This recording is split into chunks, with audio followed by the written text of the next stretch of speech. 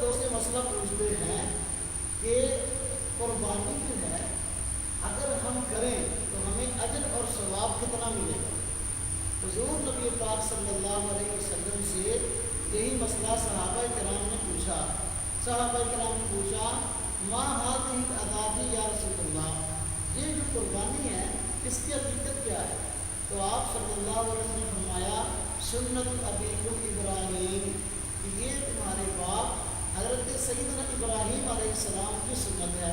اب صحابہ کرام نے دوبارہ پھر سوال کیا اچھا اگر ہم اس سنت کو زندہ کرتے ہیں اور قربانی کے حکم کو پورا کرتے ہیں تو ہمیں اجر کیا ملے گا؟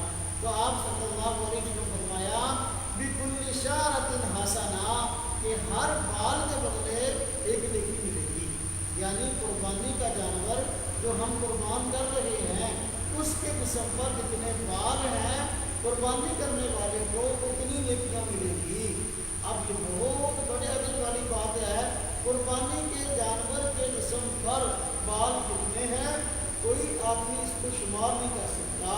تو جب اس کو شمار نہیں کر سکتا تو گویا کہ قربانی کا اجر کتنا ہے، اس کی نیکیاں اتنی ہیں کہ انسان کے شمار سے باہر ہے. یہ بہت بڑے اجر والا اور عظیم کام ہے.